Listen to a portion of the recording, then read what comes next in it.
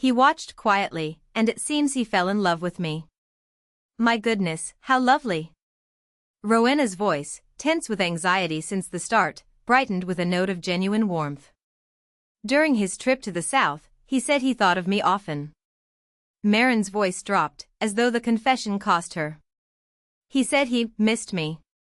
From that moment, her conscience began to ache. Still hiding behind her hands, Marin clicked her tongue inwardly at her own lie.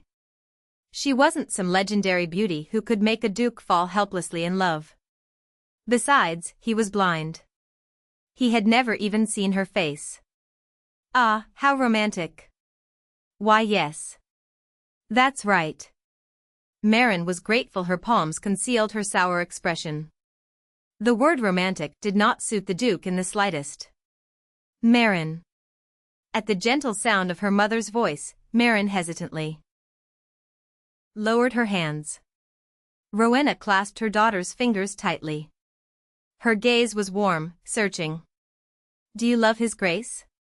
He is a good person. I think so. She couldn't lie while looking her mother directly in the eye. So she changed the sentence midway. And that much was true. He was the male protagonist of this world. Of course the Duke was a good man. Especially now, she understood it more clearly than ever. To protect his nieces, he had staged a false engagement. He was willing to play the villain, to draw all the danger onto himself. For their sake, he was undeniably good. Roenna shook her head with gentle pity. Of course His Grace is a good man.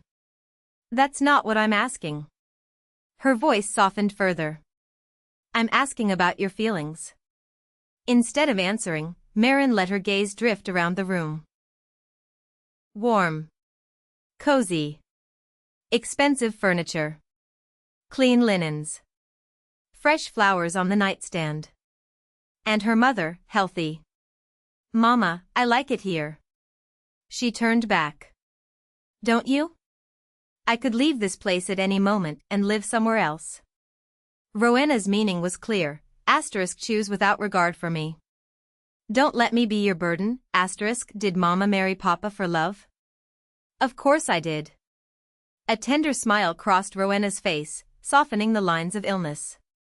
I fell in love with his kindness. He was gentle and trusting, which is why he was often deceived, but I loved him all the same. So very much. Marin remembered. The moment her father died, debts had come flooding in, IOUs from every direction. Officially, the cause was failed investments. In truth, he had simply been swindled again and again. Her father was a good man. But he had been utterly defenseless. Mama, you were lucky. Marin smiled easily, her voice light. How many noble families marry for love? Marin. Roenna's voice trailed off, heavy with sorrow. This is a great opportunity for me. Marin understood her own situation perfectly. She had never made her debut in society, which meant no chance to secure a proper match. Her family was ruined. Not a single coin to her name. That was why she had abandoned the idea of marriage long ago.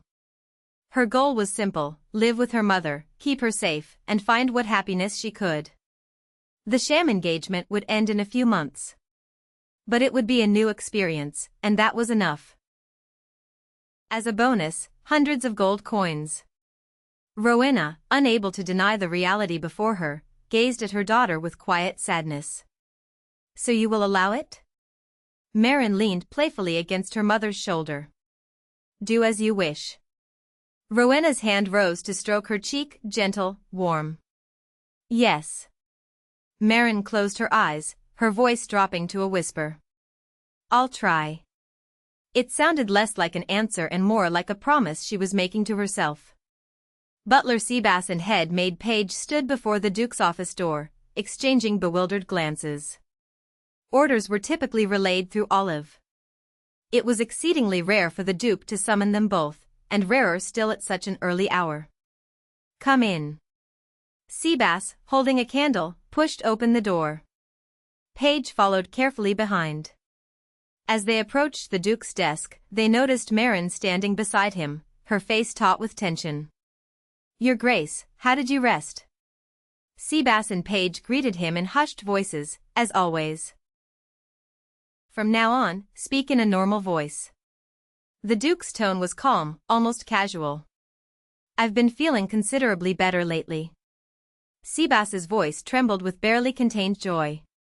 "What wonderful news, Your Grace." A shadow of relief passed over Page's face as well. "Indeed, Your Grace." Marin, standing nearby, heard this for the first time. Her eyes widened as she stared at him. Now that she thought about it, since returning from the south, the Duke had stopped wearing his blindfold entirely. If he was feeling better, did he still need her reports? Her pale green eyes flickered with sudden alarm. "I am going to become engaged to Marin." "Ho ho ha. Is that so?" To Miss Marin, Seabass chuckled and nodded along, then froze as the meaning struck him. "Help."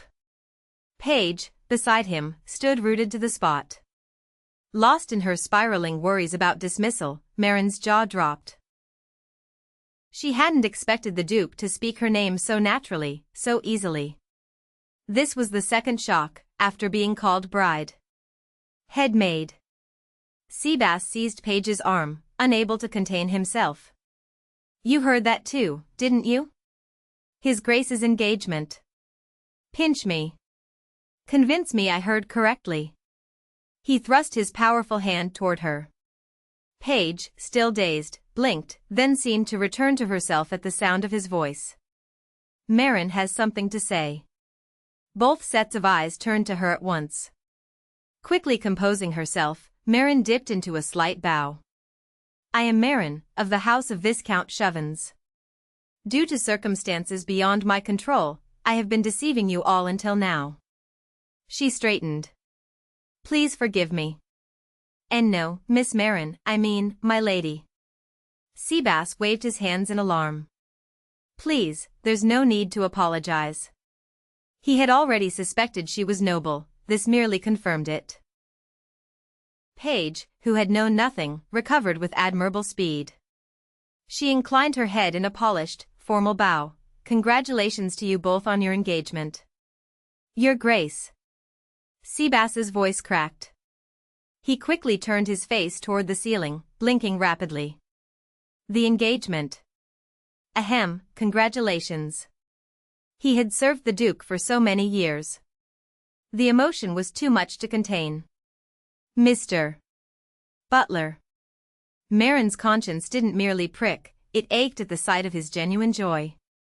Soon Seabass composed himself, his weathered face breaking into a broad, crinkled smile. "Lady Marin, congratulations.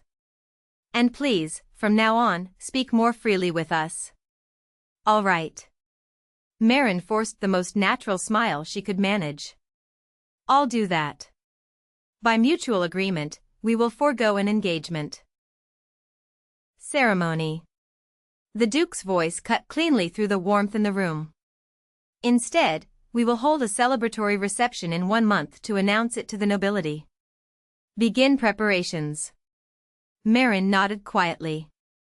Some families announced engagements through letters exchanged between households. The absence of a ceremony wouldn't seem unusual. But Seabass and Page exchanged pale glances. They understood the Duke's character, he was not one for excessive ritual. But no noble family prepared a reception with only 1 month's notice. And not just any reception, one announcing an engagement. Such an event typically required at least a year of preparation. Yet this was the Duke's command. If he told them to have it ready by next week, they would find a way. "Yes, Your Grace. We understand." Seabass's voice steadied. Who should be invited? Normally, Olive would have handled such matters. In his absence, the burden fell to Seabass. All the Western nobles.